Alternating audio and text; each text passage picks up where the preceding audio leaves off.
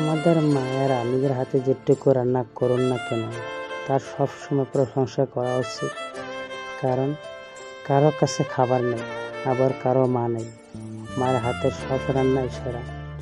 যেখানে তোমার কোনো মূল্য নেই সেখানে থাকা অন্যায়, সেটা কারো ঘর হোক বা কারো মন। এই পৃথিবীতে সবচেয়ে স্ট্রং তো সেই যে রাতে কাঁদে কিন্তু সকালে এমন আচরণ করে যেন কিছুই হয়নি। জীবনে ঠকলে হয়তো বিশ্বাসটুকু নষ্ট হয়ে যায়, কিন্তু শেখা যায় অনেক কিছু, আর চেনা যায় মানুষের আসল চেহারাটা। আমরা যার সাথে থাকতে চাই ভাগ্য তার থেকে দূরে সরিয়ে দেয়।